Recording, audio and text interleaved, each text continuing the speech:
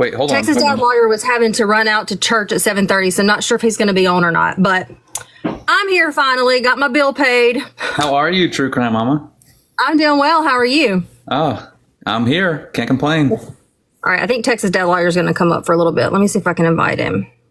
I'm still like learning how to do all of this live stuff. Okay. All right. So he'll just be here for a little bit, and then he's going to leave out, and then you'll be back. Y'all give me for a few minutes, and then Jesus gets the rest of my time. So I don't know that you have too many legal components, but I've got into episode 3 of the podcast, Tucker, and you are a wonderful journalist, and you have quite the story, and I can't wait to probably binge the rest of it tonight. Yes. Oh, well, thanks so much, man. I appreciate the invitation from you, True Crime Mama, and all the support. Well, we're really glad to have you and excited for you to tell whatever you want to tell. I'm sure there's a lot of people on here that haven't had a chance to listen to the podcast. A lot have, because I'm seeing comments saying that everybody's loving it. I just finished episode 6 earlier, and I'm excited to hear episode 7. It's a good one. It's a good one. Yeah. I bet it is. Yeah. So I kind of thought that you could just pretty much start from the beginning, just kind of tell Donna's story, and then go into whatever you would like to talk about from there. A little bit about the podcast. If you want to give a few spoilers out for the ones who have not yet listened, I'm not asking you to give us any information for episode 7, but I'm sure there's like almost 600 people in here, which is a lot. Oh, I love hearing that. I mean, our motivation for this whole thing was getting the word out about Donna's case, and seeing the reaction, seeing the numbers of people listening, and the comments on social media has been incredible. But to your point, Donna, my background is in reality TV production, and in 2020, I had the opportunity to take on a new case. And a few years before that, I had kind of discovered my passion for investigations and that sort of thing. So the investigation began very differently. It wasn't about Donna's case, but one of my sources in my initial investigation told me, you should look into Donna Arceneaux's case. And they did not know that she was married to my uncle back in the early 2000s. Okay. So I kept quiet for a while, dug around, requested information before anyone knew that this was a journalist, or whatever you want to call me, digging in. And it became very clear that she had not self-canceled. So we shifted gears immediately, and the other investigation is still ongoing, but we shifted gears for Donna's case. And, I knew her growing up. We would hang out. She had a salon, and she used to cut my hair and test out her ear candling system on me, and like all these really crazy experiences we had together. And I just felt like, knowing where I'm from and knowing Washington Parish, it just became clear that nothing was going to happen if someone didn't do something. And this isn't about me, but I felt like in that moment, if I don't do it, who else is going to look at this case? So we worked behind the scenes for several years without making anything public. It just takes a long time to convince people to talk. So what year did you start? 2020? 2020 is when I first contacted Donna's sister, Sherry, and her brother, TJ, and my uncle, who was married to her. So it just took a long time, getting court records and getting autopsy reports and convincing sources that I'm trustworthy and they can talk to me. And I think in a small town like Washington Parish and Franklinton, people, they thrive on knowing information and sharing it with their friends. But when someone like me comes along, they freak out. Yeah. So I had to, work hard to gain trust. And so that's what took so long. And here we are. I think I can't arrest people. And I think a lot of listeners are asking me and sending me DMs, well, when's there going to be an arrest? I wish I knew, but it's not my job. My job is to put the information out there, air it all out, which upsets a lot of people, a lot of people that I know personally. So that's been interesting. But, the only way I know how to help is to put the information out there. So that's what we're doing. Right. Well, you're doing a fantastic job. I'm just going to write some questions down that I have while you're talking. Okay. Well, one thing before I leave that I would like to mention is that, this situation where there's been possibly a staged unaliving is not uncommon in the criminal justice system. I mean, it's quite common. And we've even prosecuted cases where we have people who have staged it, and we've been able, based on the evidence, to show that that's not possible that this person did this to themselves based on the placement of the gun or where the rope is and the length of the rope and all sorts of things like that. The evidence-based prosecution is obviously always the way to go, but a lot of times what you see, and what I'm seeing in the first 3 episodes of the podcast, it's also similar to what I'm seeing in Nikki's case that I'm starting to work and create content on, is this interference with what is, in a court of law, improper or inadmissible character evidence. This idea of somebody, especially when it comes to female victims, based on relationships and this human condition, whether it's looking out for a friend in a small town community, or the fact that, well, this person was such an emotional person. We knew her as such an emotional person, and they straying away from following the evidence, strictly the evidence, the forensic evidence, and start letting that human bias impact them. And when somebody, especially law enforcement, have made up their mind that confirmation bias that comes into play and what is referred to by defense attorneys as tunnel vision, it is a real thing. And having been a prosecutor who has worked with law enforcement officers on search warrants, especially in cases that involve SA, where these law enforcement officers are like, this little girl, I did juvenile work for a while, this little girl's lying about what this boy did to her.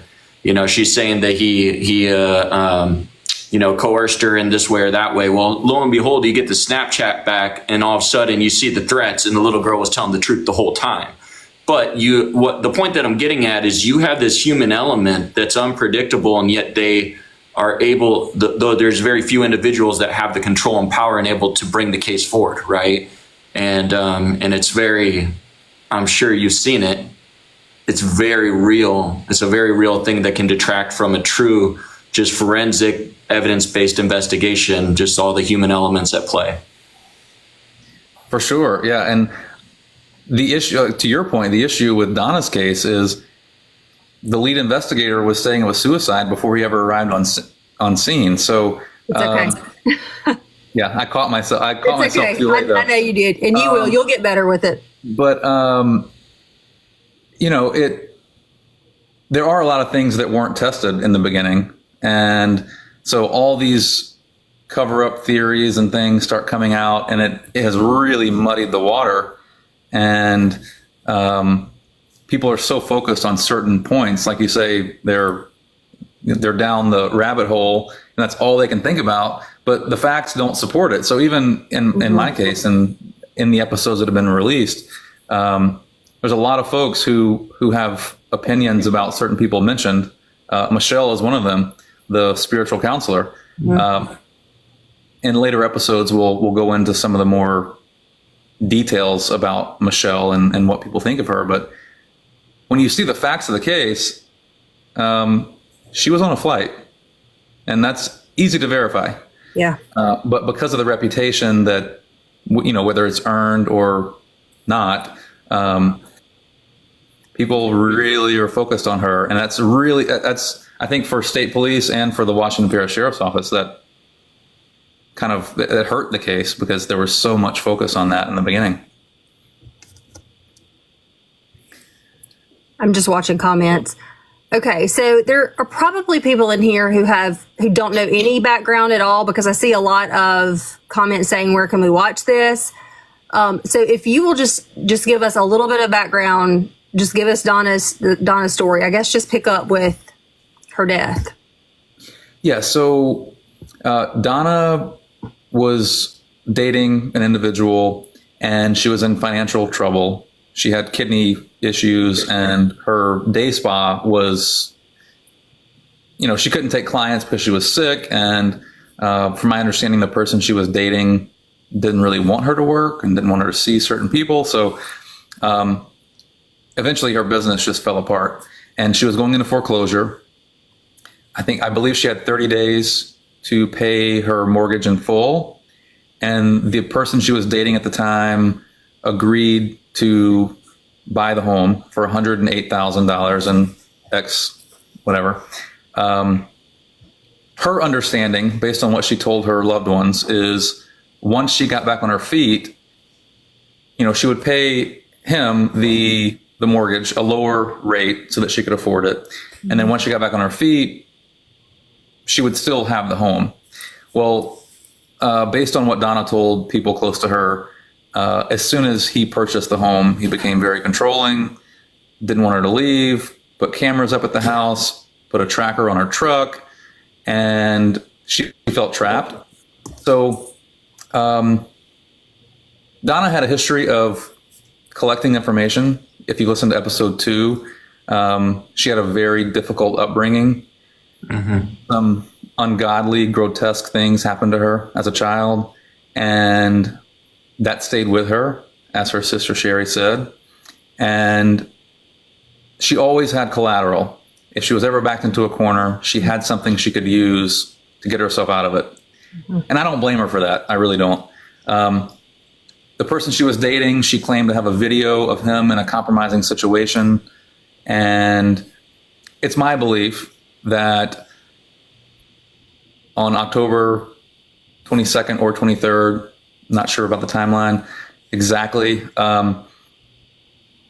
because she wanted to stay in her home and she felt like she couldn't, she made the comment to a loved one that if I'm losing my home, he's losing his reputation. And just a few hours later, she was found in her home with GSW, the lower left breast. And the sheriff's office in town came to the scene, but the lead investigator thought immediately that it was self-cancellation before he got there. And there was an argument about bringing the crime lab to the scene because the chief investigator thought it was a self-cancellation. The other investigators thought this is a stage scene. You can tell there's something taken from the bed. Like there's no way the blood got down the hall, like all this stuff. So it started as a questionable situation. And throughout the investigation, there were so many different detectives with the Washington Parish Sheriff's Office who got the case. And from my understanding, most of them were taken off the case because they weren't agreeing with the chief investigator. And, unfortunately, this person has a long career. A lot of folks really respect them. But there are also a lot of cases of self-cancellations that he's been a part of that are very questionable. So the family lost faith in the Washington Parish Sheriff's Office. And just before an election, they went to the sheriff and said, it's in your best interest, if you want to win this election, to give the case to the state police. Because we do not trust you. We don't trust the integrity of the office. So the state police took it over. And 4 or 5 years later now, we still have no answers or arrests. I believe at the state police, there's been at least 5 different investigators on the case, whether it be they left or they retired or whatever. As early as the end of September, beginning of October, and new investigators on the case. They are interviewing people, but I think from my perspective, knowing what's happened in the case for 7 years, I respect law enforcement, but I have my reservations. Yeah.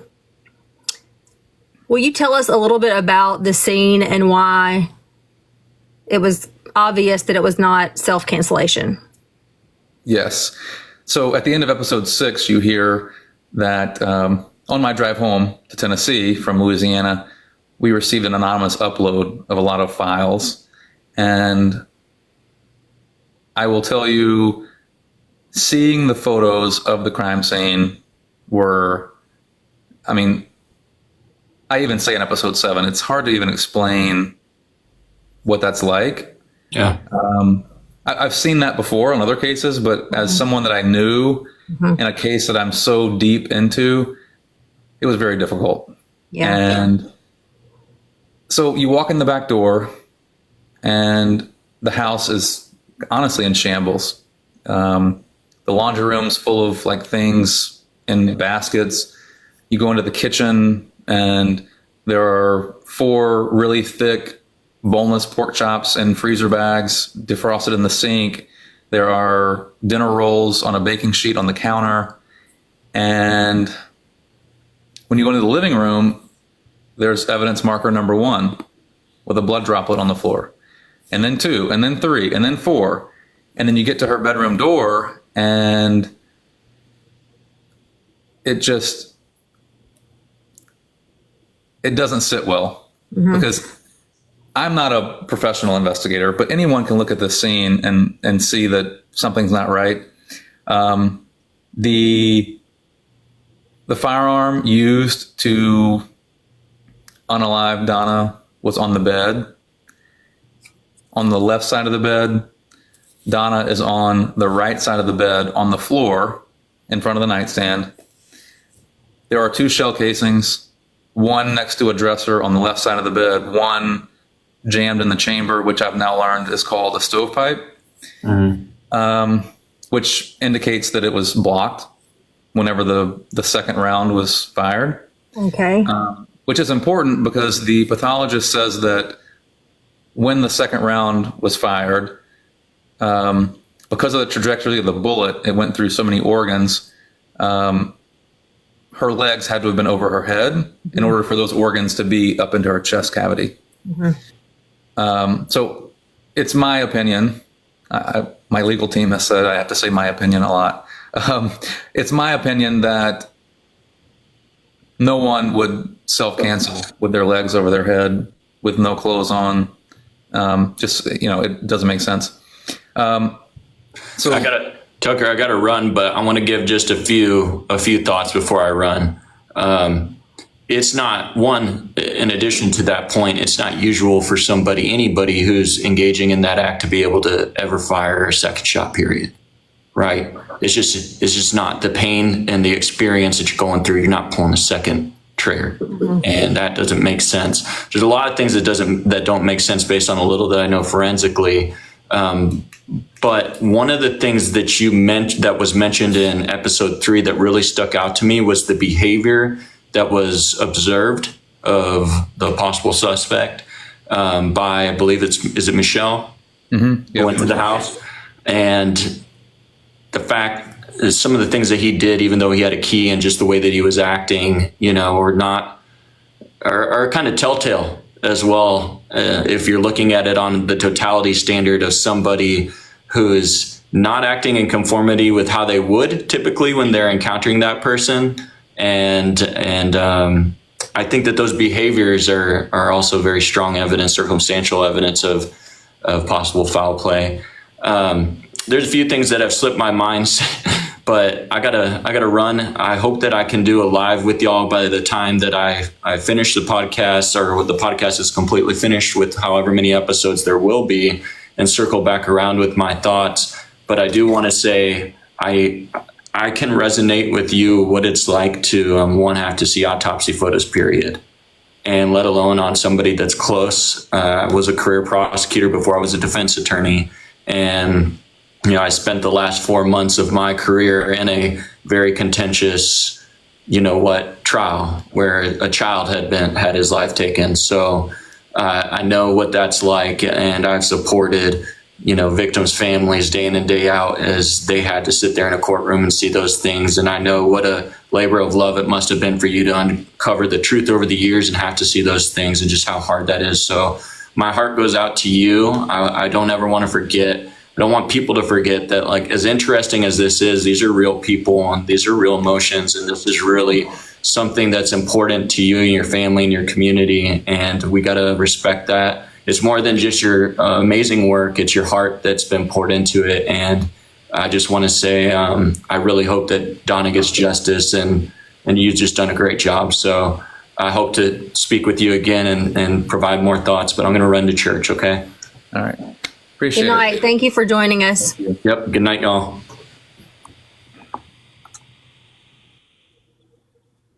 Awesome. Okay. Oh, he's great. He really is. He's awesome. Okay, so let's start back with the scene and why it was clearly not a self-cancellation. So Donna was on the right side of the bed on the floor, and her arms were in a position that suggests she didn't do this to herself and then fall off the bed. I'm trying not to be too graphic. And next to her bed, I would say 3 or 4 feet on the right side of the bed is the door to the bathroom. Mm-hmm. And in that bathroom was a white towel with blood on it. Mm-hmm. However, if she had done this to herself and ran to the bathroom to get a towel, it would be drenched with blood from her lower left breast. And it was more so scattered with almost as if like you wiped your hands or something. However, when the state police crime lab went back in with Detective Jimmy Rice, who you hear in the podcast, right? They sprayed luminol, or it may not have been luminol. It was something similar. Yeah, something similar. Yeah. And it showed evidence of cleanup. Mm-hmm. So in my mind, there's no way to explain self-cancellation in your bed, which we know is true because there was a hole from the projectile into the mattress, and it was recovered by the crime lab. There were DNA, or her DNA was on the fibers of the mattress, which is my understanding. I don't have the case file. It's under lock and key. But so I don't know how you explain doing that to yourself on the bed, walking into the kitchen, which explains the blood droplets down the hall, coming back to the bedroom, going to the bathroom, bleeding out, cleaning it all up, disposing of the towels somehow that no one ever found. Right. And then going back to lay back, next to the bed. Right. And remind me what she was wearing, because I know that was a big topic. Mm-hmm. People were saying that if she had done that to herself, she would have made sure that she looked good doing so. Yeah. I mean, she was, as beautiful as you can get. Mm-hmm. And she was very aware of her looks. And, unfortunately, when she was found, she had only a camo t-shirt on. Nothing else from, belly button down. And her sister has told me, if she was going to do this to herself, she would have been in a bubble bath with candles and a glass of red wine. Mm-hmm. So, yeah, that's how she was found. All right. And let's talk. Hang on. Let me write this question down because I actually had the same question.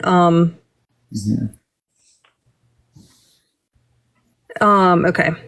The object that was missing, that had the 90-degree object that had the blood around the where the object had been. What did it say in the podcast that I think it was it Demi that gave a couple of options, maybe a cell phone or? Yeah. I mean, so on the bed where the firearm was, fired, and where she allegedly self-canceled, there's very little blood. Mm-hmm. But so imagine the firearm is on the left side of the bed. A foot or two from that towards the right is a 90-degree angle. Mm-hmm. And it's not like, a basic 90-degree angle. I mean, it's a sharp 90-degree. Okay. And then a few inches from that is where the projectile entered the mattress. Mm-hmm.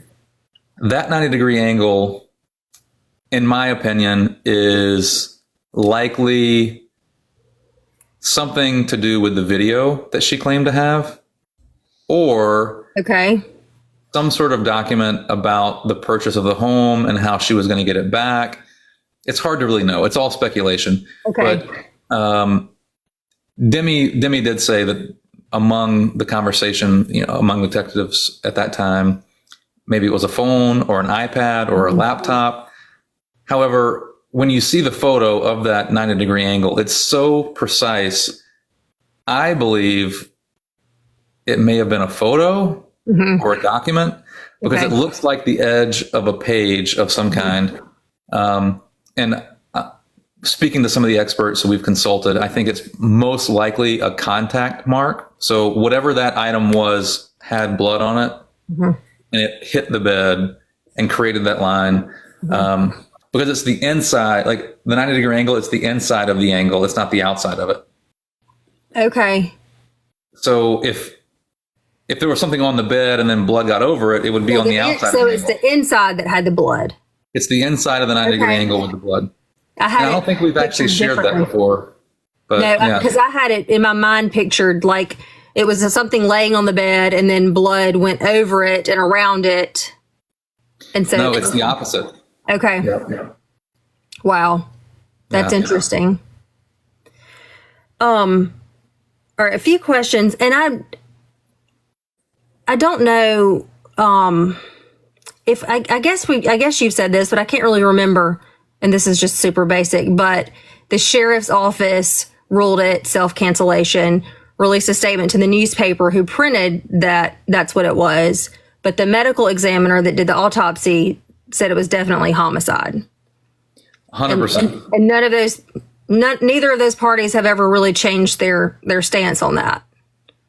Well, it's interesting. I don't want to go off on a tangent. I think in the podcast, I know I hound on the newspaper article, but it really is it was a turning point in the case because people just forgot about it. Sure. As of today, I could tell you the newspaper has released a retraction based on information in the podcast. It happened the day after episode 1 release on October 1st. Okay. First of all, it was never ruled a self-cancellation ever. There's not a single document anywhere that says that. Okay. I believe the administration of the sheriff's office was careless, to say the least. Because if the investigators, let's say the investigators did believe that it was a self-cancellation, maybe there were 2 of them.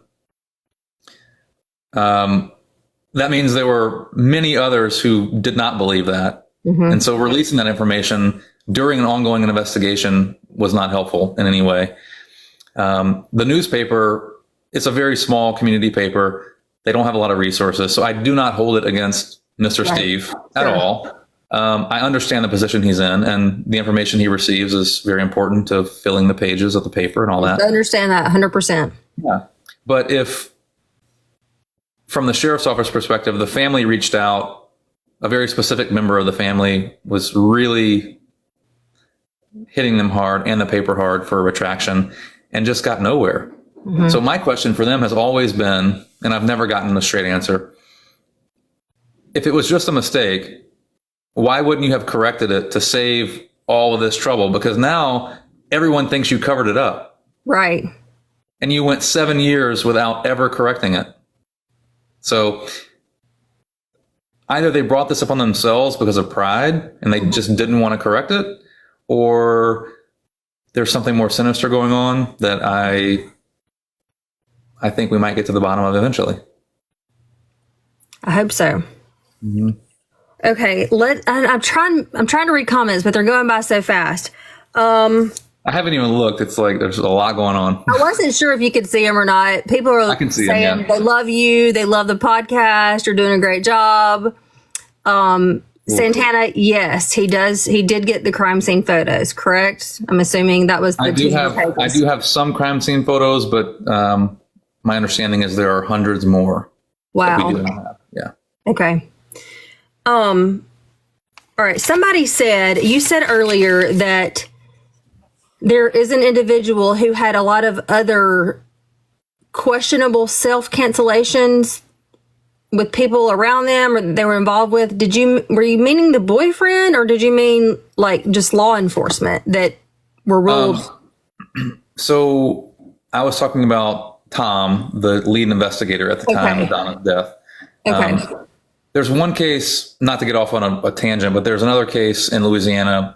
It was a 14-year-old named Brett Whitner, and Tom was the first responding officer, and his case has been in limbo for over a decade because they say he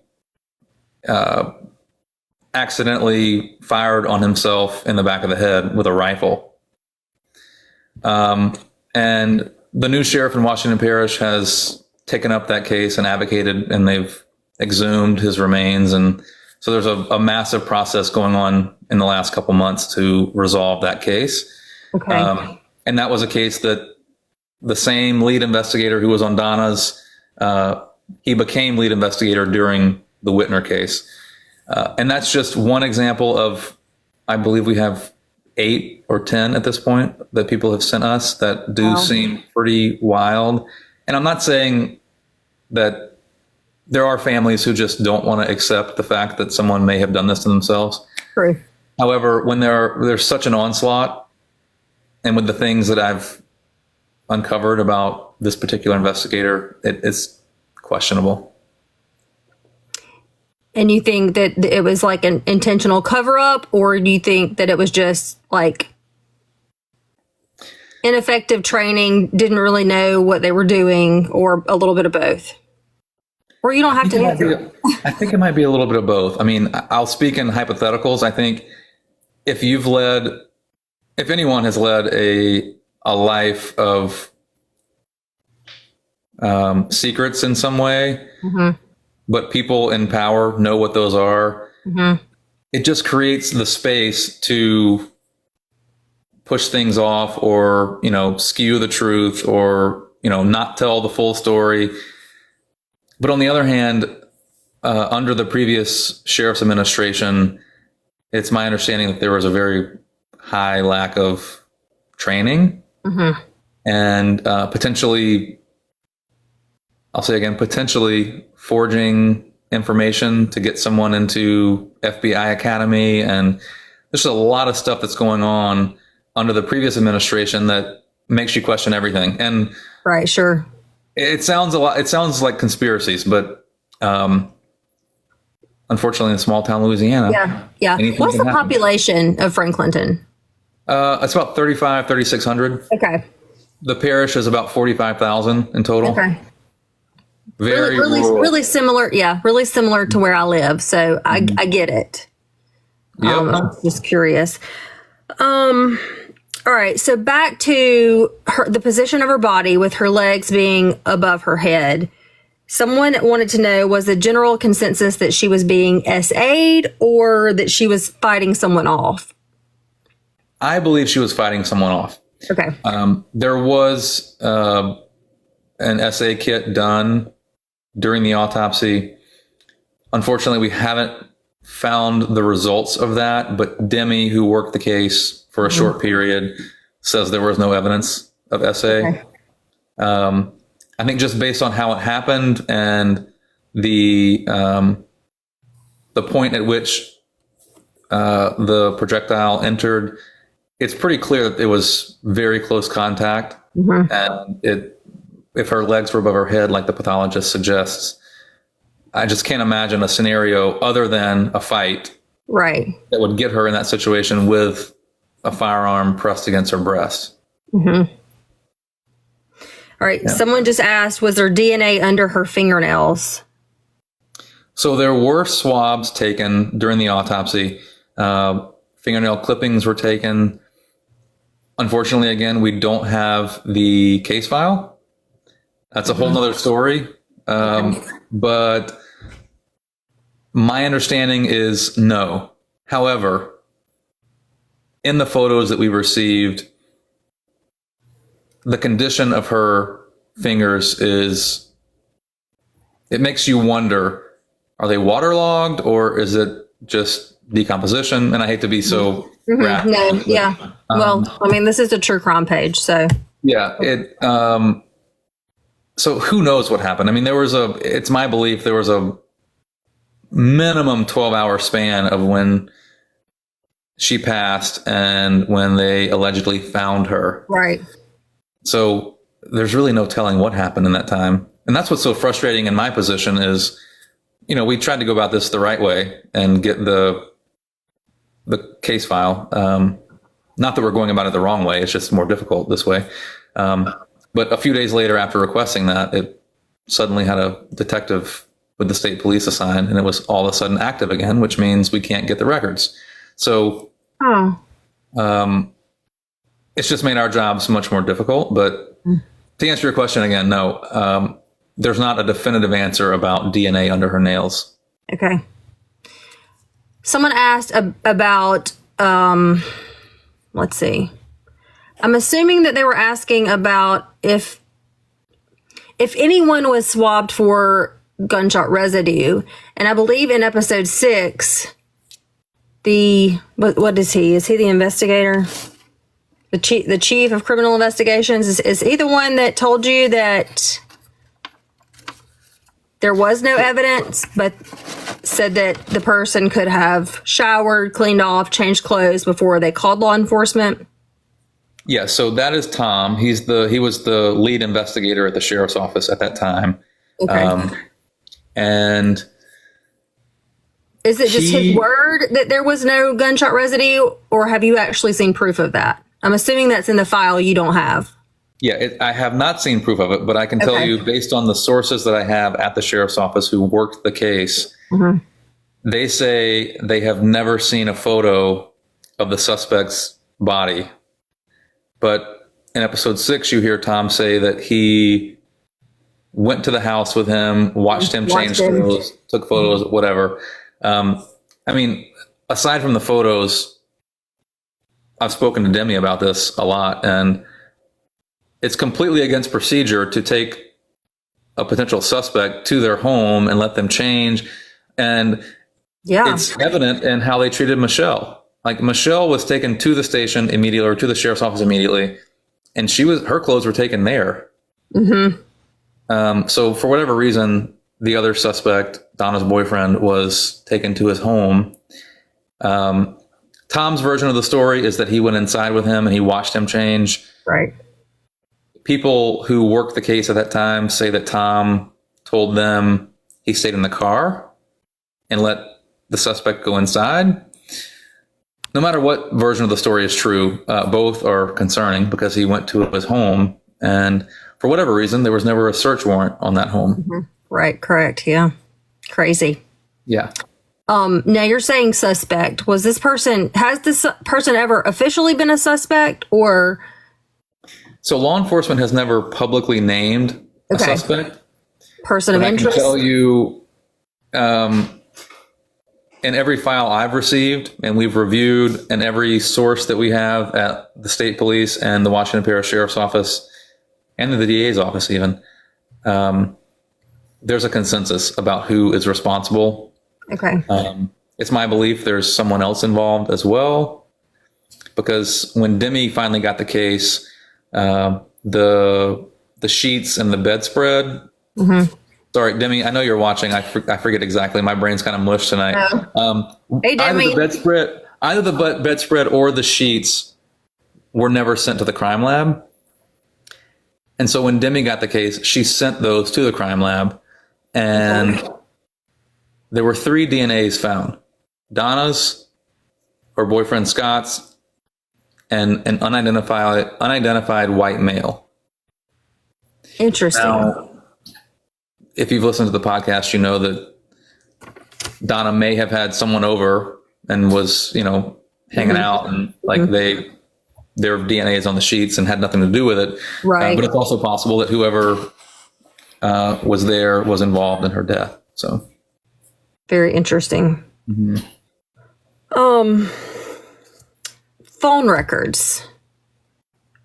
Did they ever get phone records? And I'm assuming again that's something that you haven't seen, but do you know if that information was subpoenaed and received? Yeah. So they had Donna's phone. They had Scott's phone. I actually believe Donna had two phones. One of them was not in service, but they have the phones. And Demi actually was the detective at the time who went through the suspects, or one of the suspects' phones, Scott's phone, and did the phone dump. And there was a lot of information on those. However, the geolocations, typically that's really valuable, obviously, in phone data. But because Donna's house was on Highway 16 and Scott built his like barn dominium or whatever you want to call it, like 100 yards behind her, the geolocations were almost identical. So it's really difficult to tell where they're at.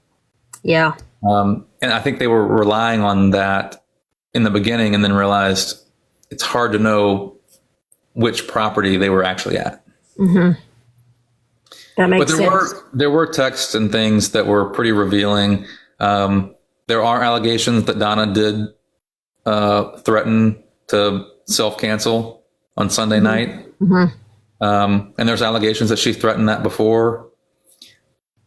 But based on what I've seen and many other detectives and third parties, the facts of the scene don't fit that. Remind me, those threats that she allegedly made to self-cancel, were those verbal? Did she tell someone that on the phone, or were those text messages? So the only instance I know for sure, I've heard rumors and things from her boyfriend's current girlfriend on social media that she threatened the night before. However, in 2012, her ex-husband, Clay, claims to have received a photo of Donna with a firearm in her hand. Yeah, I remember I have never seen that photo. I've never spoken to anyone who can vividly tell me what was in that photo. So to be honest with you, I'm a little bit skeptical if that photo exists. Because at the time, Donna was telling people that her ex-husband made that claim as part of a custody battle. He denies that. And, right. Okay. He has been thoroughly investigated in her death. So it's hard to know. I do believe that she did threaten, though, because whether it be for attention or right, yeah, whatever the motive, I do believe she did, because I know she was going through a mental health battle on several occasions. Mm-hmm. Okay. Back to the DNA, the third set of DNA, was that put through CODIS or That's my understanding. And there was no match. There was no match. Okay. There is one individual in particular that I'm hesitant to say I am convinced, but I believe that it might be a match. It's just going to take some time. Okay. Someone asked about a lie detector test, and in episode 6, you do mention that the boyfriend failed a lie detector test, correct? Mm-hmm, correct. Okay. Yeah, he, via a source, my understanding is that it was a massive failure, whatever that means. Okay. However, in recent social media posts, it sounds like the boyfriend is claiming he only failed one question. Again, unfortunately, sources will only tell you so much. Mm-hmm. But one way or another, the polygraph was failed, and that was clear to investigators. Obviously, or maybe not obviously to some people, but it's not admissible in court, but it's an investigative tool.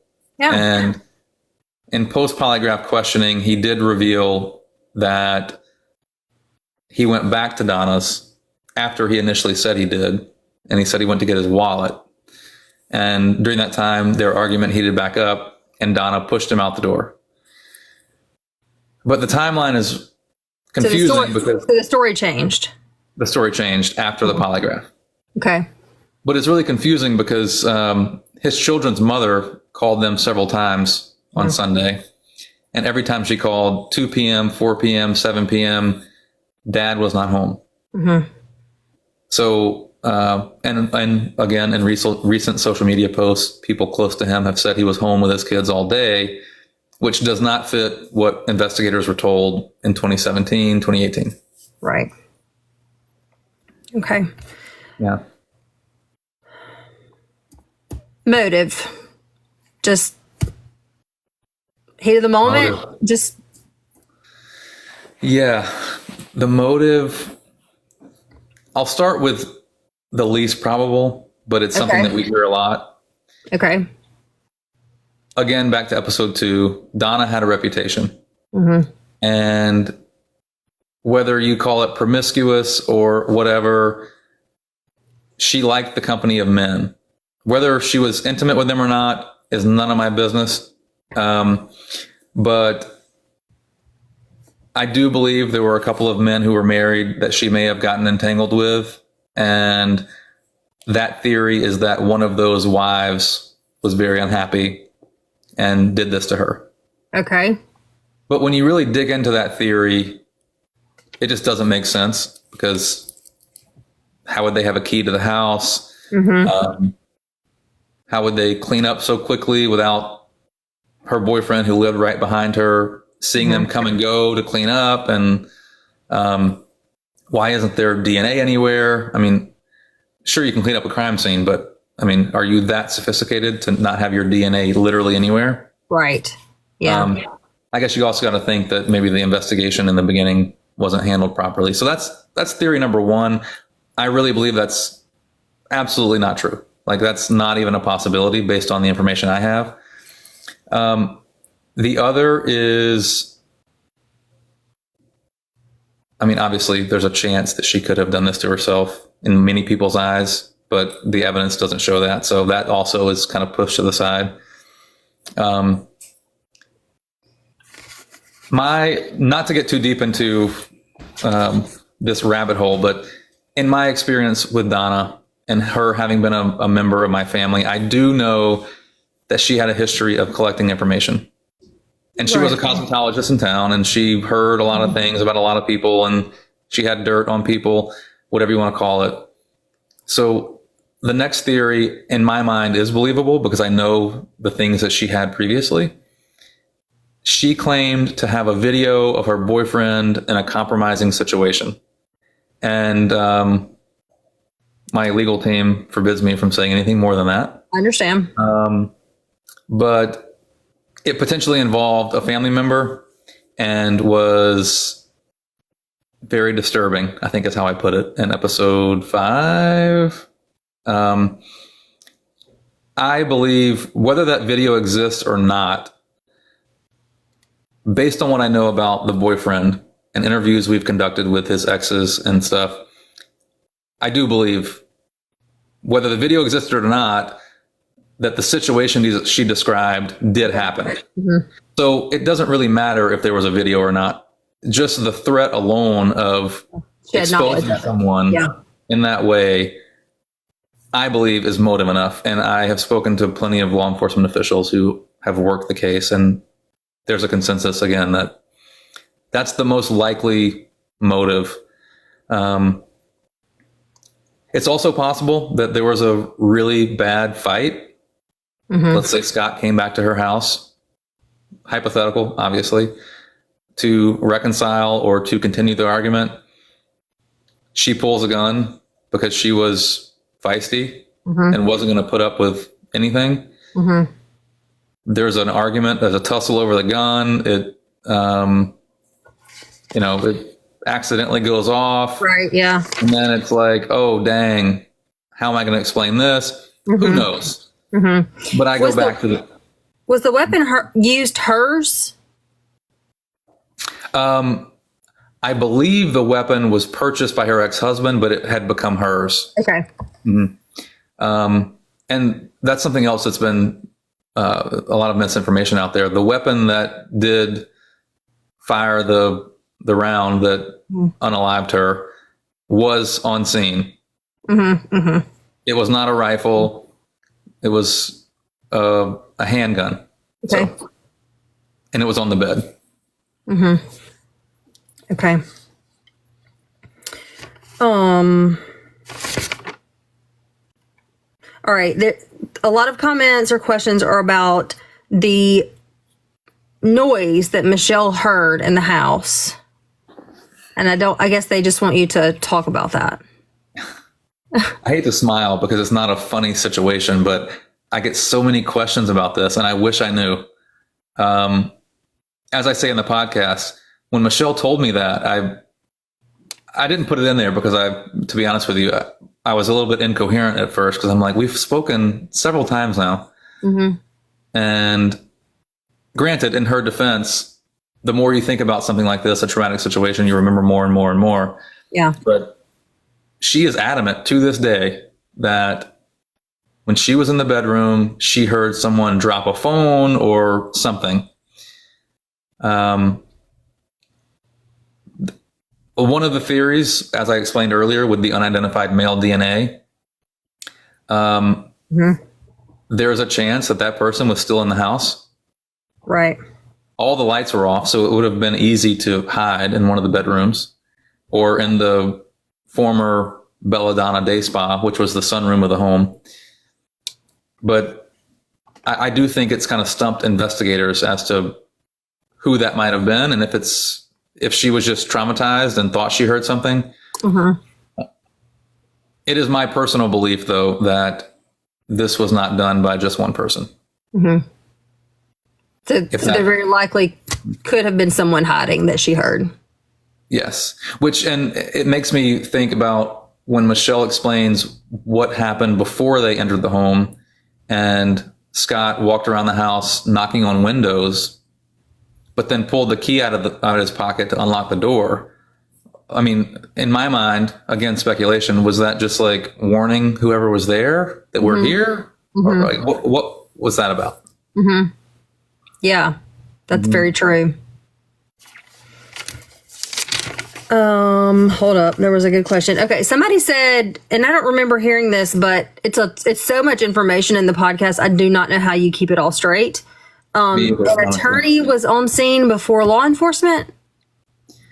Yeah. So Michelle at the time was dating a guy named John, who was a local attorney, a former town municipal judge.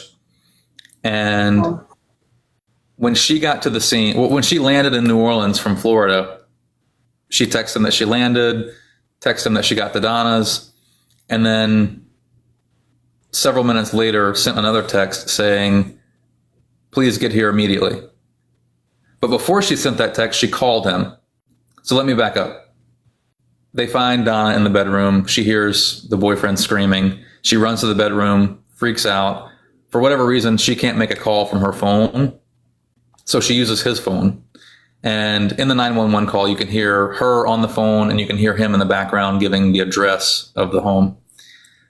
As soon as she makes that call, she runs outside. Her phone now has service outside. And this is her story. And she immediately calls her boyfriend, John, who lives a few miles away, close enough to be there in a few minutes, and says, Donna's dead. He's here. Get here now. And as soon as they hang up, she texts him and says, please get here quick. And he responds, I'm on the road. Now, I've seen the messages, so I know that version of the story does pretty much check out. However, there's an alternative theory that I'm not at liberty to share at this moment that may explain a few more details. But at the end of the day, I think motive and access to the home points to a specific person. Okay. All right. I think a lot of people missed you saying earlier that the weapon was a hand weapon and not something larger, correct? Yeah, exactly. Yeah, it was a 9mm. Okay. I hope you guys heard that. Was I allowed to say that? I don't know the TikTok rules. And honestly, I think you're probably allowed to say a lot more than you are, but sometimes you just don't know. Right? It's insane. Let's be careful. It's insane. I will have the craziest videos get violations, and then much worse videos are fine. So you just don't ever know. All right. were there any prints on the weapon? I can't remember Yes, that. there were. I don't want to share the details Okay. of that. Okay. We've shared a lot of information, but there are certain details that we don't want to make public. Understand. But yes, there were prints on the gun. It's okay. It's I okay. keep doing it. There were okay. fingerprints on the firearm. Okay. All right. All right. This is just, why do you think that so many people believe that it was self-cancellation? Like, I just, in my mind, like, I will never understand why when you were, shown all of this evidence and you still choose to believe the complete opposite. Like, what's your personal opinion that, I guess I just mean like locals, not necessarily law enforcement, but just like people in the town. Yeah. Well, I think it goes back to reputation, unfortunately. I mean, Donna was very well known, but also a lot of people talked about her. And unfortunately, I think if it wasn't for that reputation, this case would have gotten a lot more attention. And when I say reputation, it's not that everyone thinks that she was this terrible person. It's just the rumor mill in these small towns is so dangerous because it becomes truth. Yeah. And, at the end of the day, it becomes that, well, I've had an affair with every person that lives here, which is just flat out false. Right. I think the reason people think that it could have been self-cancellation is the newspaper article, which is why I spend so much time talking about it. Okay. People in the comments are fussing at me saying nobody believes that. But didn't you say that there are a good amount of people that still believe that? We have had so many people reach out and say, I didn't know that this could have been, foul play. I thought. Okay. So not necessarily that that's what they chose to believe. They just were not aware that. Right. It's just, we saw the newspaper and we honestly just kind of forgot about it. Right. Now, Okay. I will say, for the people in the comments, I see you. There are a lot of people who always said, this is a cover up. There's no way she did this to herself. So I was just surprised by how many people believed the newspaper article, and it just went away. And unfortunately, there's still people who believe that. Even hearing the evidence, there are still certain folks who think that I'm in this for the wrong reasons and that this is all just a sham. But I think the facts are going to pan out, and at some point they'll know that they were wrong. I don't know if this comment is for you or if they're asking someone else. Was the SD card ever found? That's probably in connection to the video allegations. Okay.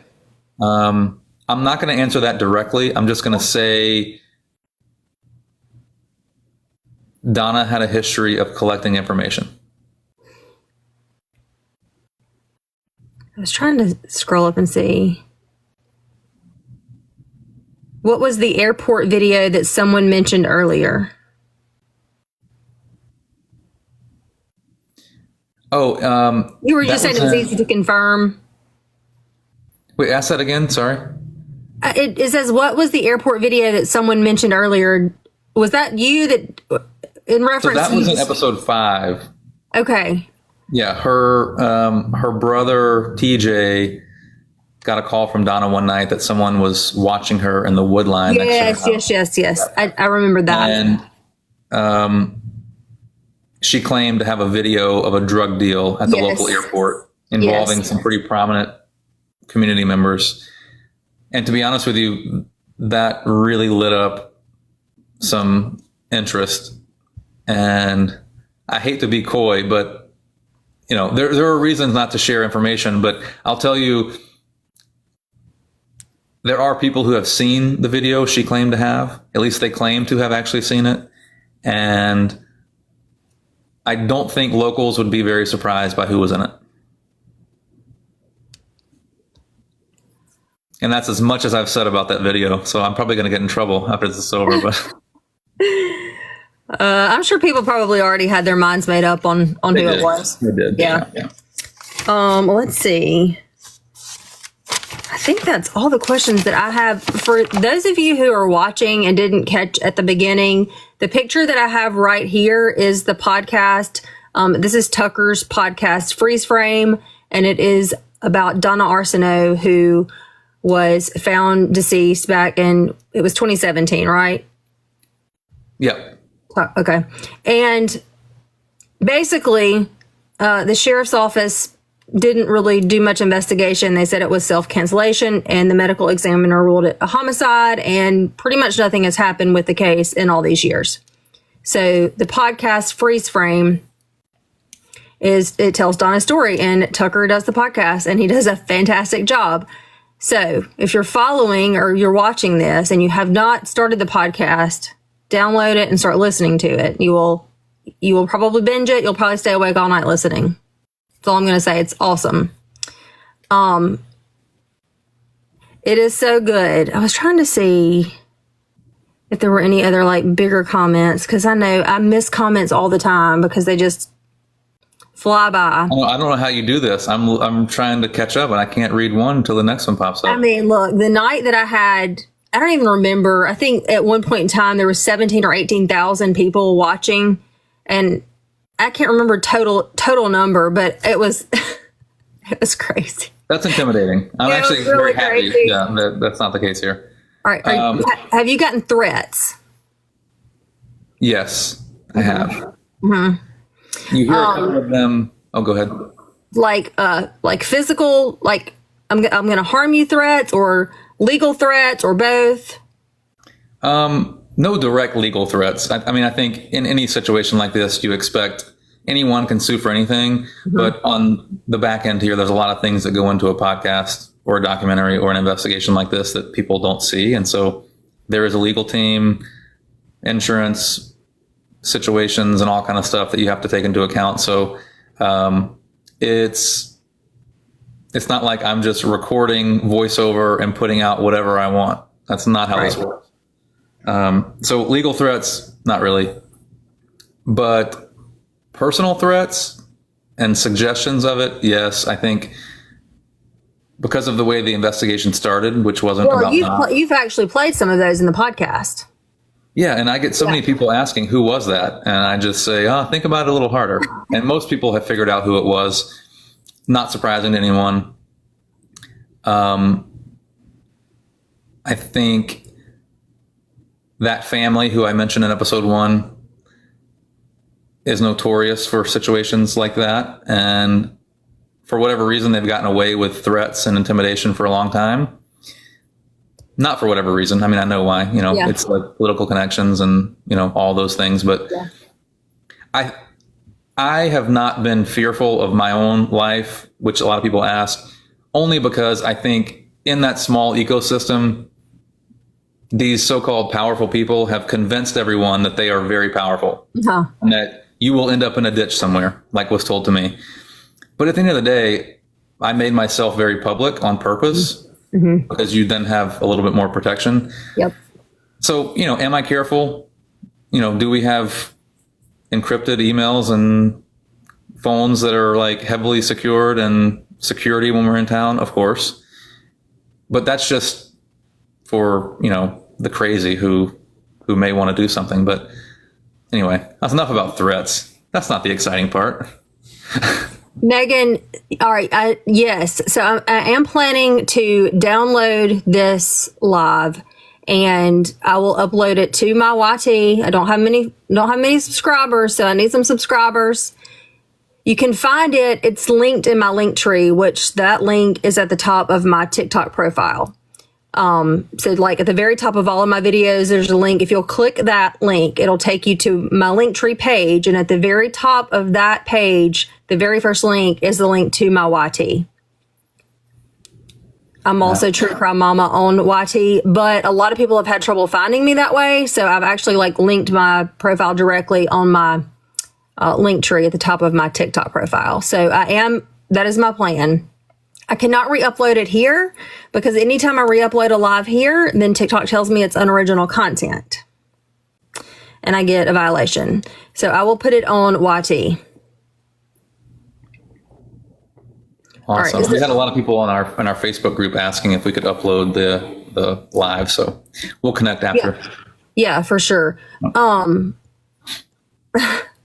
don't think he's going to name any of the people at the airport. Yeah, unfortunately, I get that question a lot. I think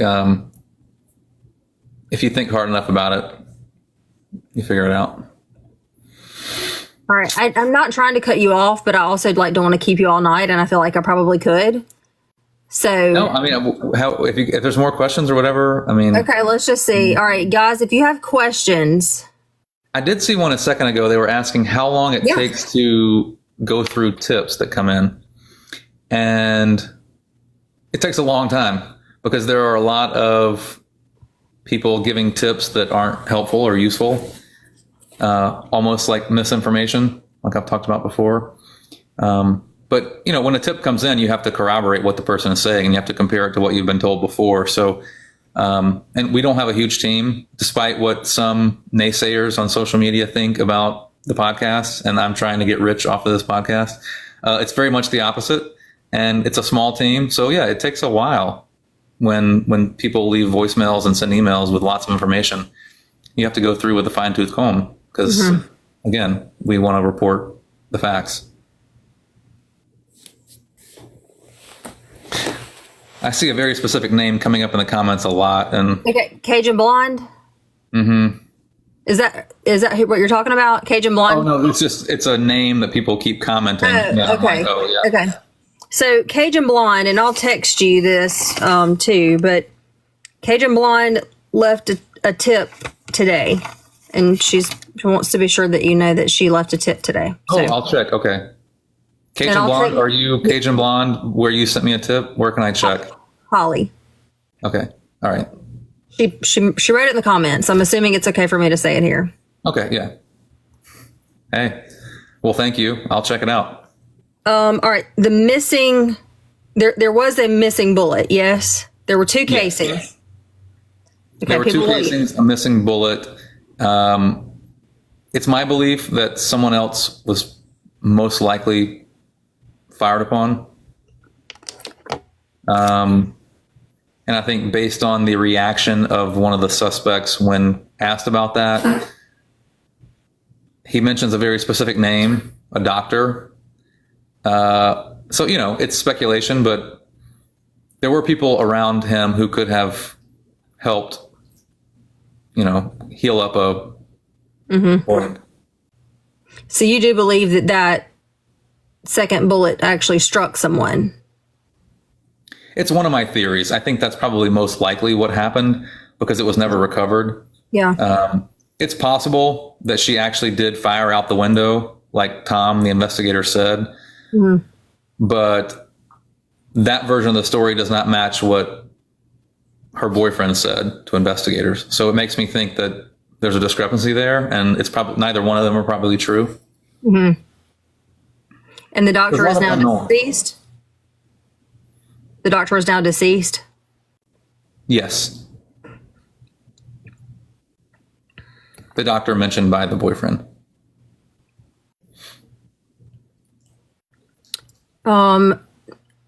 Tina's asking about the blood cleanup. Tina, we talked a good bit about that earlier. I don't know if there's anything else about that you want to add. I think it was right in front of the bathtub, and state police did their spraying and searching, and it lit up blue, which reveals blood cleanup. Mm-hmm. Unfortunately, DNA can't be extracted from that because of the chemicals used.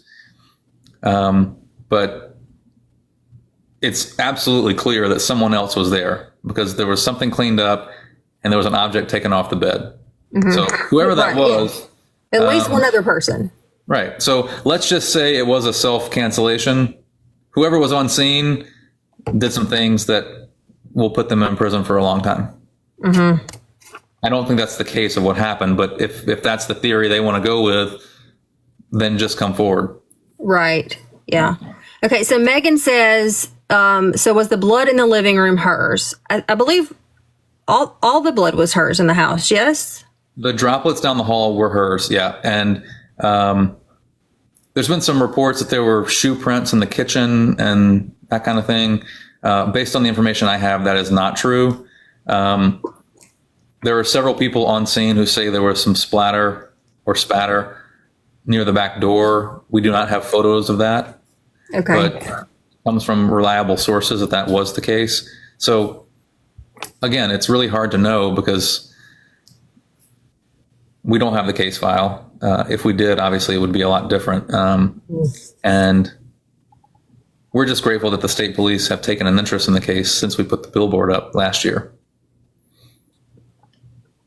And actually, that's actually kind of I think that comes out in episode 7. Locals know that we put a billboard up seeking information.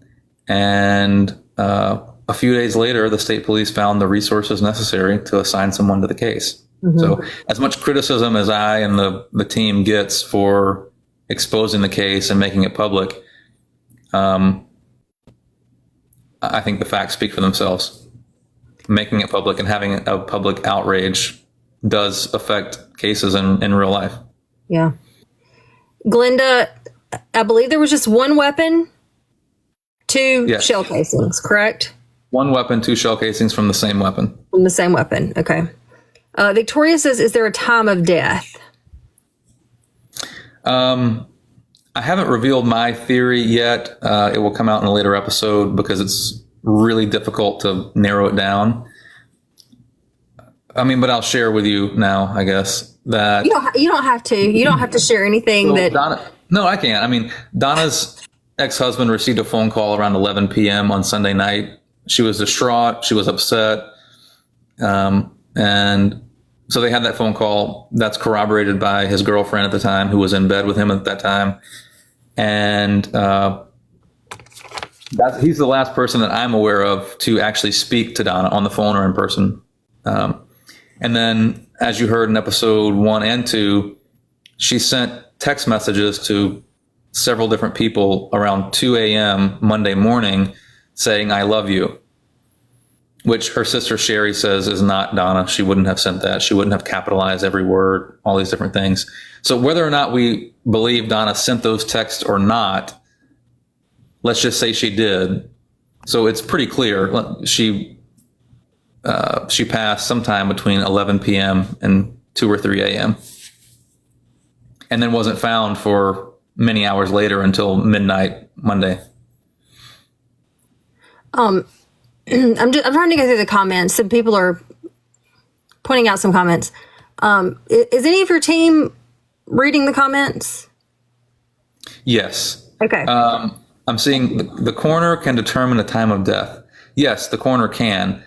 However, because there are so many question marks on the case, and because the pathologist who performed the autopsy was being told by investigators, excuse me, he was being told by investigators that it was a self-cancellation, and his autopsy did not show that, it created a lot of turmoil, my understanding, between the coroner's office and the sheriff's office.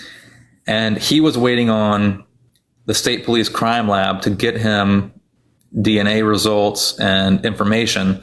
And he waited and waited and waited, eventually scheduled a meeting with investigators at the coroner's office to tell them, look, I have to make a determination on this case. I can't keep waiting. Unless you've got something definitive from the state police, this was not a self-cancellation. Mm-hmm. And in the podcast you hear when I ask him, did you feel pressured to rule this self-cancellation? And he says, I'll refrain from saying anything about that, which in my mind tells us everything we need to know. Yeah, I agree. Mm-hmm. Okay.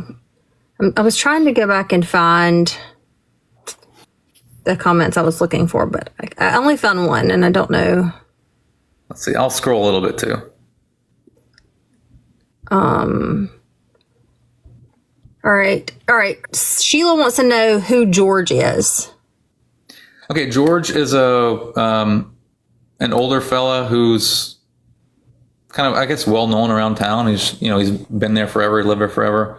I actually graduated with his niece in high school. he was a longtime friend of Donna's, and her cousin Tony, who you hear in episode 2 or 3, I forget now. Anyway, he was friends with a lot of people in Donna's life, and she would go over and hang out and watch football or watch movies. In no way is he connected to this whatsoever, other than just being one of the last people to hear from her. So, all right. You never know what's going to happen in these lives. Apparently, and you guys tell me, because I've missed a bunch of comments, but there's someone in the comments saying that they were there at the house cleaning. Like, the person commenting is saying that they were there cleaning. Is that what you're saying? Yeah, apparently so. Can y'all screenshot this if there's a comment that's useful? Okay, so I wrote the username down, Jeffro883. Oh, somebody else saw it too. Oh, Jeffro883. Jeffro883. Jeffro. Hey, Jeffro883, we can get you 1,000 followers really quickly if you want to come live with us and tell us what it is you have to say. Come on, Jeffro. Just give me the word. I will send all of these folks to follow you.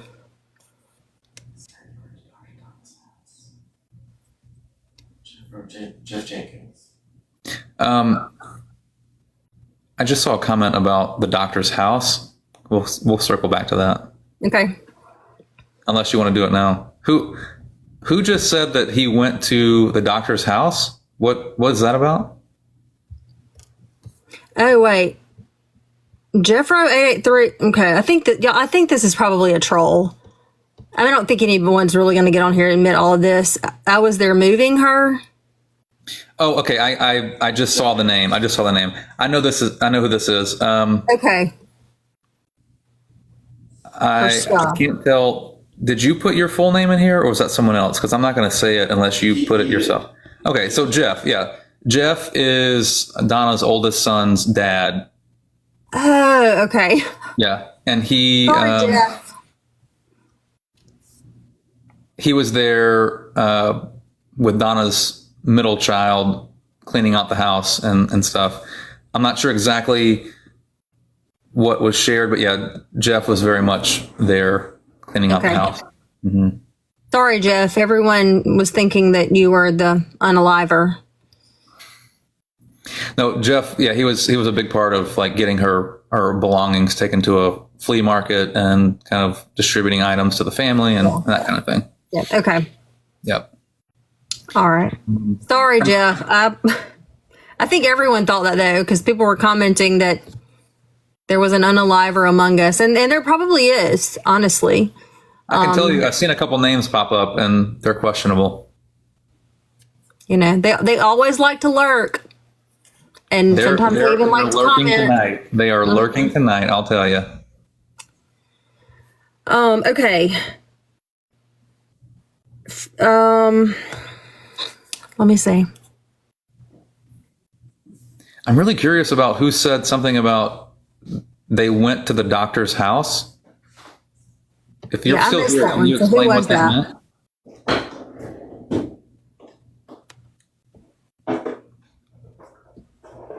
Yes, Jeff did turn over electronics to WPSO. That's correct. So Ashley says, do you know who it was that she was seeing from episode 1, and was he ever questioned? Seeing from episode 1? I assume was this the one that she was going to break up with Scott because she was seeing someone else? Is that what you're talking about, Ashley? Or am I misremembering? If that's what you're talking about, yes, we're aware of who that person is. He has been questioned and is not considered a suspect. Okay. Ashley says yes. My memory is not questioned by state police. So not just me, but state police. Oh, who she was walking around the fair with? That would be her boyfriend, Scott, who we've talked about a lot in the podcast. Yes. Please let us know what you think of Sheriff Seal's statements. Sheriff Seal's statements. Is this the new sheriff? No, Sheriff Seal, he was elected in 2012, and he ran for a fourth term, and he lost last November to a man named Jason Smith, who's a local farmer and retired Marine. Sheriff Seal sued Jason and his farm for unpaid sales tax, which the sheriff in Louisiana collects. Jason won the case, and it became this huge controversy locally. Anyway, fast forward, Jason won the election. He's now the acting sheriff. And my thoughts on Randy's or Sheriff Seal's comments, I was blown away by what he did not know or claimed to not know. Oh, yeah. I'm just thinking of him as Randy. I'm sorry. Yeah. Randy.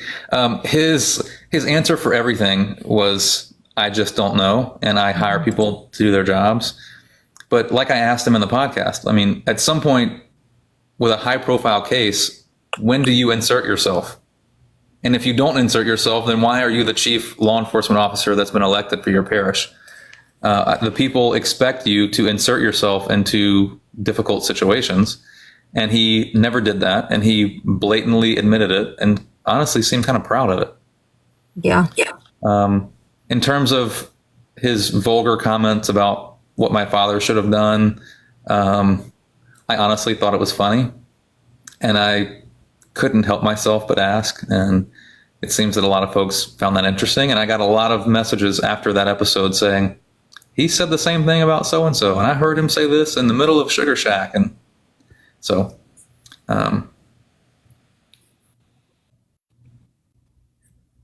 there was a comment that I was trying to find.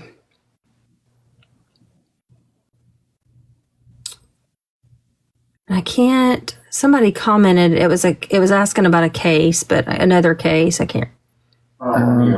Are there any appropriate crime scene photos that may be shared in the future? We're being very careful about that, as you can imagine. Yeah.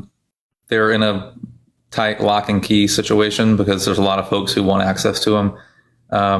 I think we're considering which ones we might make public at some point, but it's definitely not going to be graphic. I mean, there's a lot of folks and a lot of, random people that I've never heard of who are asking for photos of Donna's remains, and that's never going to happen. So I'll put that out there now. That will never happen.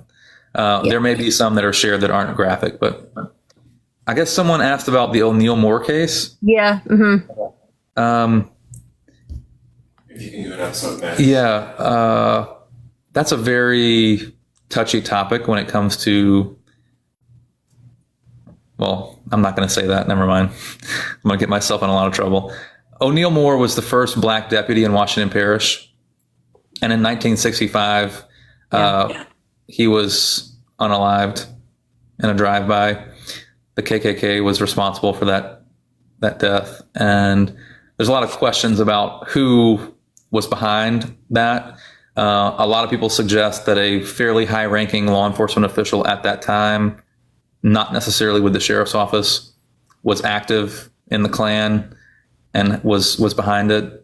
There's also allegations that this person lived very close to where the attack happened.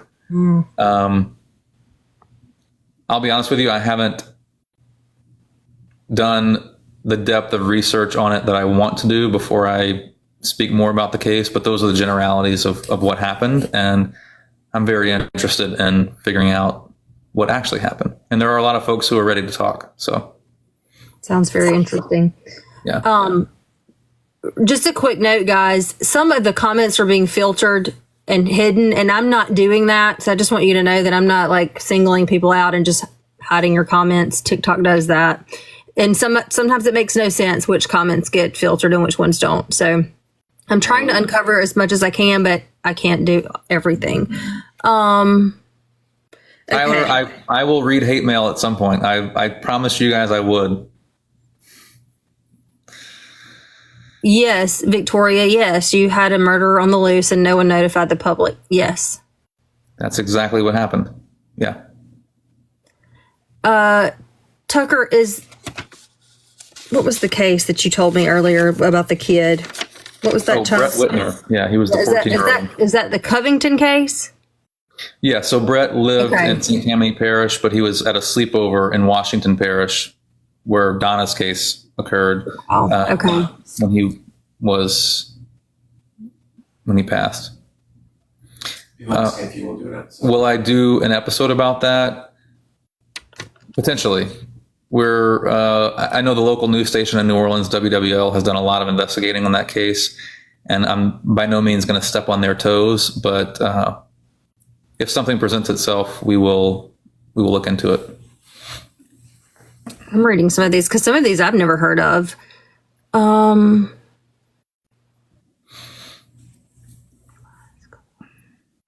Allen Parish, a ton of missing people the last couple of decades. Do you know anything about that? I've gotten a couple emails about Allen Parish. What did you say, Allen Parish? Allen. Yeah.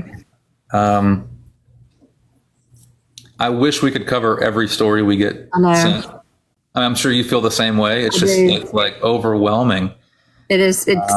It's insane how much is out there, and how much is unsolved. I feel the same way. I wish I could do every case. I just can't. Yeah. Well, the Nanette case that someone just commented, that's also a St. Tammany Parish case. Involves a lot of corruption from my understanding, but they're all on our radar, but Donna's is our focus right now. How many episodes total? 8. So 8 for part 1. We've got a couple more left, but I've always said there will be update episodes. So 9, 10, 11, 12. There's a lot of things that have happened in the last 6 weeks since the podcast launched. And we're obviously not going to keep you guys wondering what's happening. So, however, I will be taking a couple weeks off after episode 8 to catch my breath. But we'll have update episodes very shortly because this thing is developing pretty quickly. Yeah. So the billboard was put up. When did you say? Billboard was put up July of 2023. Okay. And then the sign on the building was just recently put up, correct? Or no? Well, we call it the billboard, but the original sign that was put up on the side of the building across from the sheriff's office, that was what we put up in July of 2023. Okay. Yep. And then the former sheriff put his campaign sign up next to it, and all the things that happened there. But that sign generated so much, not only interest in the public and notifying them what actually happened, but so much information. And we've gotten a lot of criticism for making it too provocative and making Franklinton look bad. But to be honest with you, I don't care if we make Franklinton look bad. Right, yeah, exactly. To be honest with you, I could not care less what Franklinton looks like, because there's a woman who has been killed and no one seems to care. So the locals shouldn't care what it looks like. You guys should just want the truth. Right. Unfortunately, it's the... never mind. I'll move on. Okay. Well, they're probably locals too, though, right? Yeah. We'll just call them. We'll keep calling them locals. No offense to you guys, like you local citizens. No, you guys, honestly, and locals have been so supportive. It's unbelievable the amount of support and interest in Donna's case from people who live there, people I grew up with, went to high school with, my teachers, the people that work at the local gas station. It's just unbelievable. People get sick of the corruption. Mm-hmm. And it's like, as soon as they see like a little rip in the facade, it's just like they can't wait to share that they feel the same way. So it's been really promising. Better watch out. Oh, Lord, there's that name again. Casey, why do we think this was a cover up? I think you've already touched on that. And yeah, I mean, I hesitate to say cover up because I honestly feel like it's a combination of a lot of things, but it's a lot to do with pride and potentially realizing after the fact that they maybe didn't do what they should have done. And then it becomes a cover up of incompetence. Not necessarily something crazy nefarious. It's just we look bad and now we're going to not look so bad. Yeah, not necessarily because they're trying to protect someone. Mm-hmm. Just poor work. And the sheriff himself said there was poor police work. So Let's see. All right. Madeline says, are there any suspects? Not officially. not officially, but if you saw the case file, you would know there are definitely suspects. Yeah. And there are people who were suspects who have been ruled out. Michelle, for example, Donna's ex-husband. Anything can change at any moment. But Right, yeah. at this time, it's my understanding there's No one has been named a suspect yeah, officially. officially. All right. Gosh, I hate to use names, but I guess this is just initials. Was TM swabbed for DNA? You're trying to get me in trouble. You can say pass. You can say pass. Yeah, no comment on that one. Okay.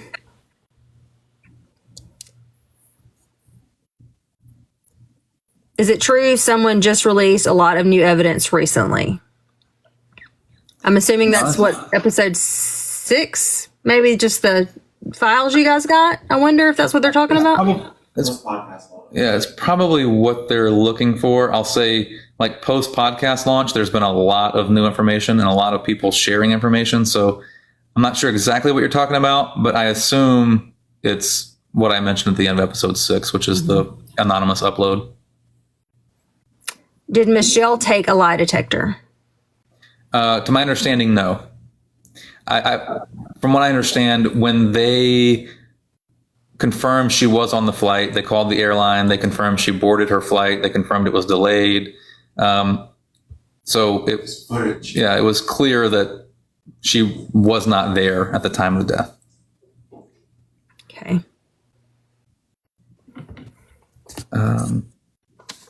I'm going to look back through some things that I scratched down. The ex of a suspect turned over a lot of new evidence recently. I'm not sure what you're talking about. The ex of a suspect. That's not true. No.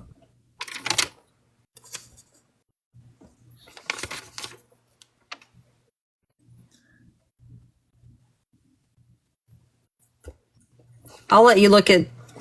Yeah, TA didn't want to dig deep because he knew Donna probably had info on a lot of good old boys. I don't know if that's true, but I do question why he was so convinced that it was a self-cancellation. Obviously, that's not news.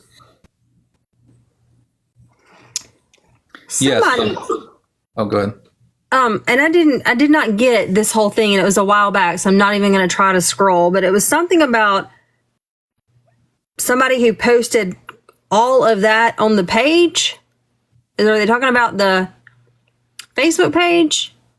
I guess so. I mean, there's been a lot of information shared in the Facebook group, the Who Killed Donna Arceneaux Facebook group.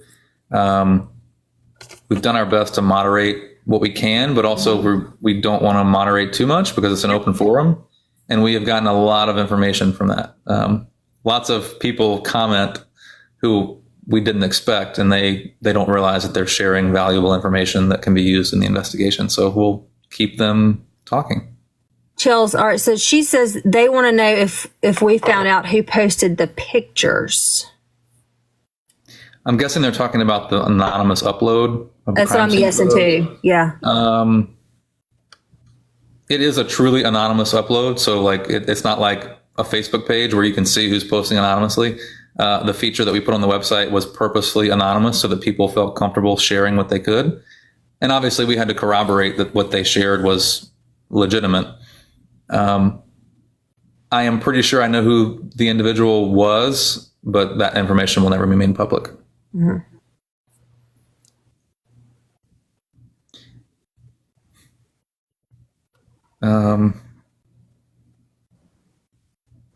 What were the items that were now missing? We talked about that earlier. I mean, it could have been a phone, a tablet, a computer, but in my opinion, it was a photo or a piece of paper or a document of some kind.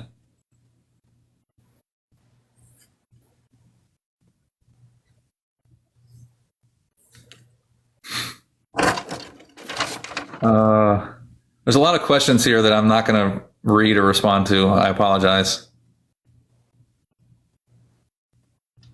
Was the blood on the towel down on us? It's my understanding the blood on the towel was Donna's. Yes.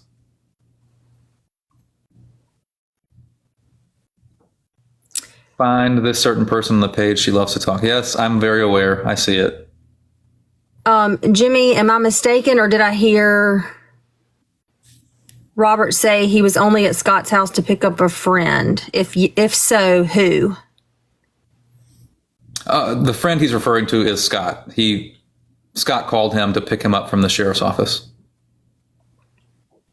according to him. Yeah, that's right, Hope. There are definitely just some things that he can't respond to. Yeah, I know it's annoying. I get annoyed when I see stuff like this too, but it's necessary.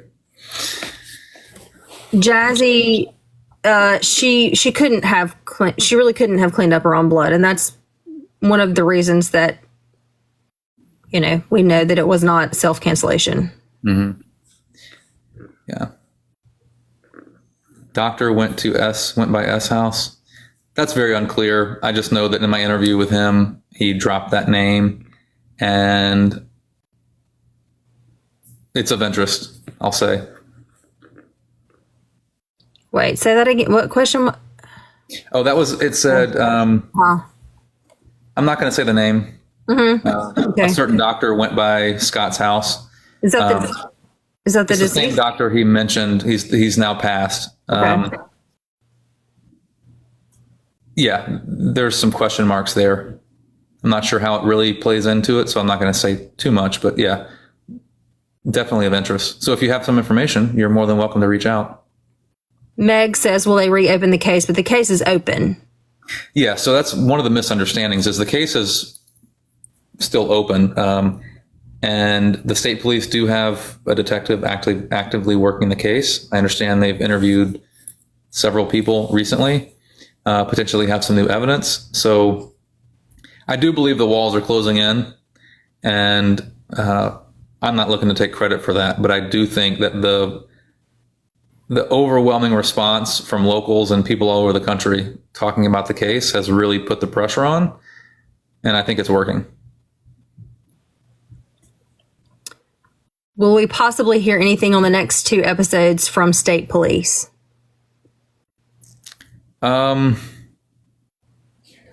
TBD. Okay.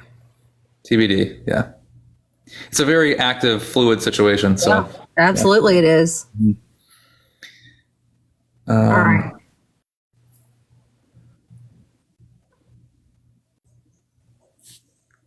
Man, I recognize a lot of these names. You guys are really showing out with questions that I can't answer.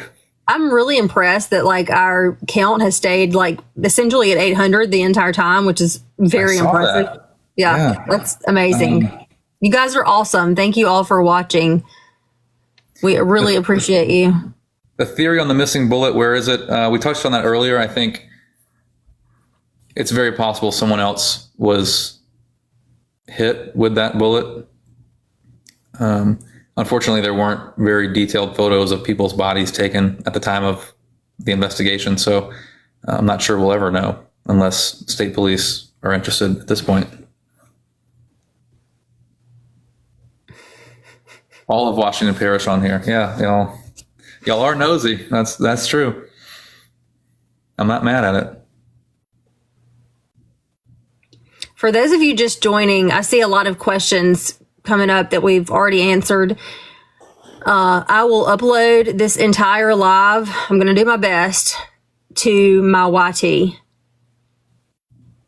And you can find that at the top of my TikTok profile. There's a link there. Just click that link and you'll see the first website linked on that page is the link to my YT.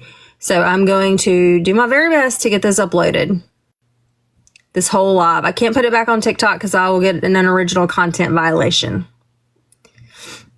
And they only allow so many before they take your account from you. Let's not have that happen. No. Yeah. Well, I really appreciate you having me on. Honestly, I know there's still questions coming out. I just want to say. Yeah, I may want to have you come on again, though. Anytime. Let me know. Send me a text and we'll do it. Awesome. I'm sorry I cut you off. I was excited about the potential to have you back on because this has been very interesting, and I think I've definitely enjoyed it. I think everyone watching has enjoyed it too. We really appreciate the support and try to just always bring it back home to justice for Donna. I never intended to be front and center, but it is what it is. And the case is important, so I'll do what I have to do to seek justice. So, is this your first podcast? It is my first podcast. My first. Very impressive. Yeah. I'm usually behind the camera and pulling the strings from behind the camera, but it's been a learning experience and I've enjoyed it. There's a lot of satisfaction in uncovering so much information that was not known before and then putting it out there. It's been a learning curve to do things like this because this is not my strong suit, but I appreciate it. Yeah. Well, you're awesome. I think that you're fabulous. So You're awesome. Keep doing it. We've enjoyed it and looking forward to the next 2 episodes. Guys, if you have not started listening to the Freeze Frame podcast, tell them where they can find it. I'll let you go ahead and just tell them a little bit. Yeah. Is this where I plug the whole thing? Yeah. Yeah. This is that. So yeah, Freeze Frame podcast on Apple Podcasts, Spotify, iHeartRadio, Audible, YouTube, all the places you get your podcasts. You can go to freezeframepodcast.com where you can also listen to the podcast. You can also look at evidence from each episode. We post a small amount of items that we're able to on freezeframepodcast.com. You can get transcripts there. You can read how to review us on Apple Podcasts and Spotify, which helps get the story out. So, yeah. That's what I was going to say, because I've seen some of your videos. You're trying to get to 1,000 reviews, right? Yes. It's really difficult to get picked as an editor's choice on Spotify and Apple Podcasts, but when there's a lot of reviews, that makes a difference. And I think once we reach that, and I do have a feeling it's close. There's been some indications it's getting close, but the more people talk about it, the better. And that's our motivation. It has nothing to do with trying to reach a certain number of listeners. I mean, that honestly is not our interest. It's having publications and people in power be forced to look at and hear the story. Mm-hmm. So, but if you've listened and you have not left a review, please go leave a review. If you have not listened, listen and also leave a review. Please. It's awesome. I'm a very tough podcast critic, and somebody said it's one of the best I've ever listened to. Court 413 said that, and I 100% agree.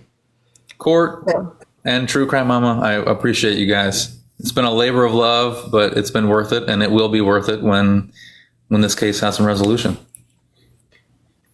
Ellie, justice for my mom, and all thanks to Tucker for everything. Ellie, wait, hold on, Ellie. Oh man, you guys will hear from Ellie very soon. You heard from her on the radio when we did our interview on the 7th anniversary. She is honestly, and I've told you this directly, Ellie, but you are incredibly inspiring. For those of you who don't know, she turned 18 a few weeks ago and reached out to me a couple of days later. She wanted to make sure that what she shared was usable and people couldn't say that she was just a child or whatever.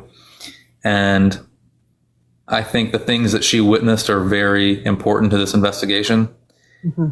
And just the passion that she has for ensuring that her voice is heard, I'm in awe. So you'll hear from Ellie very soon. That's awesome. Yeah. Okay, well, you guys stay tuned because I'm definitely going to plan on having you back for another live.